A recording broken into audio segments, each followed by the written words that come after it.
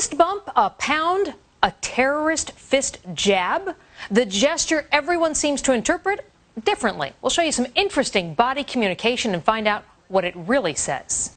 First, the President of America chest bumps an Air Force grad. Next, Michelle and Barack Obama. Fist bump or fist pound. People call it all sorts of things. But what happened to the old pat on the back? A handshake, a hug, today's body language and what we can glean from it. Janine Driver is a body language expert and joins us now. Janine, thanks for being back with us.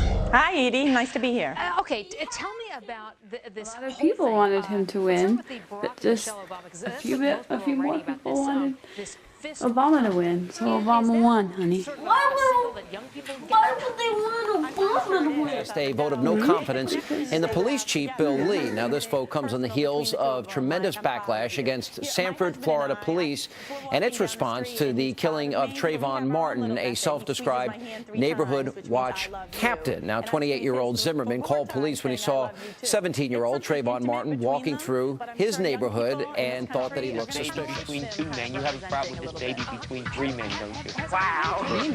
Balding on the top, he has hair on the side. That's the father, all right? That's the one that I really believe is her father. What'd you do to your shoulder? Oh, man, how did you know? Shoulder.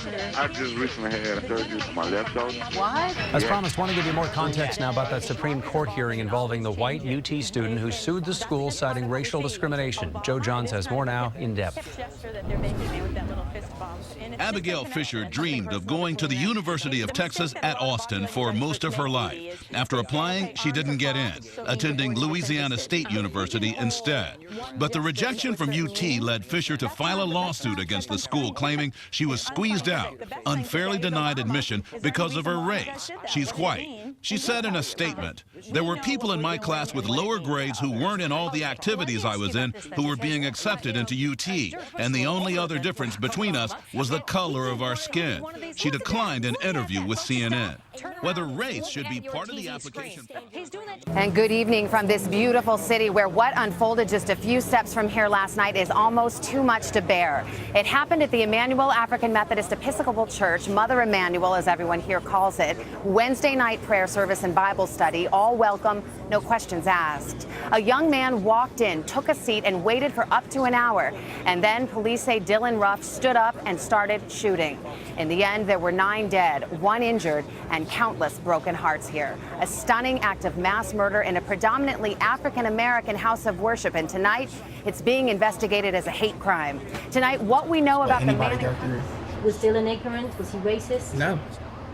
Like, everybody's making him out to be racist, but here I am in front of you today as a black man and telling you I look at him no different today than what I looked at him last week. Because he never said anything racist to me, never treated me any different than he treated Justin. You said at the beginning of the interview that at one point he might have said something, but you didn't remember it. What did you mean by that? Like he told us that he was not, that church wasn't his primary target at all. That's why my heart goes out to those 9 families, because you guys weren't the targets. What does that mean? He wanted to shoot that school. On ABC's Blackish, and only you were on the set. Absolutely. This episode is centered all around the use of the N-word, but they simply call it the word. Now, one thing's for sure, this will be an episode that people are talking about tomorrow.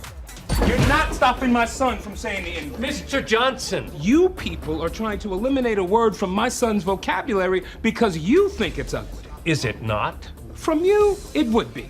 I'm not gonna lie, I use it. I'm not proud of my use of it. Personally, I do not use it. I wouldn't know how to use it. Young people of every color and every ethnicity are using it as a term of endearment. Yes, but what happens when you have a 10-year-old actor on the show rap the controversial word, performing Kanye's Gold Digger at the school talent show? I ain't saying she a gold digger, but she messing with the broke. Do you worry about when this airs what people are going to say, to think, how they're going to respond? No, it's just a word. It's only powerful if you give it power. Paula Deen says it and catches a little flack, but then in turn gets $100 million in funding.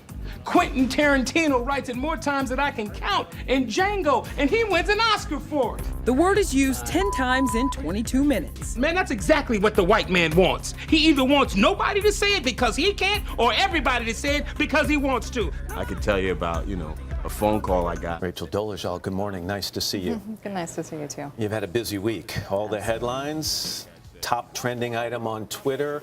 You resigned your post at the NAACP, and you've started a discussion on race and what it means in this country. Did this come as a surprise to you, or did you always expect the lid would be blown off your story at some point? The timing of it was a shock. I mean, wow. The timing was completely unexpected.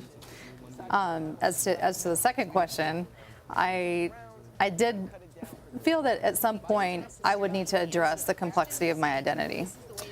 Let me just say, we can't talk about the big picture that you have created without talking about the small picture first. Right. Let me just ask you the question in simple terms again, because you've sent mixed signals over the years.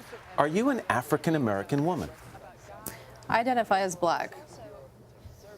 You identify. That the public was very interested in, and we touched on it earlier, is race relations in this country and how divided we seem right now. And what, if anything, you would do as the next president to help heal that divide? Well, I think the bully pulpit is a wonderful place to start healing that divide. We have the purveyors of hatred who take every single incident between people of two races and try to make a race war out of it and drive wedges into people.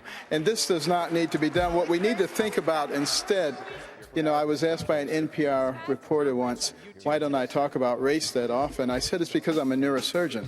And she thought that was a strange response. And I said, you see, when I take someone to the operating room, I'm actually operating on the thing that makes them who they are. The skin doesn't make them who they are. The hair doesn't make them who they are. And it's time for us to move beyond that, because,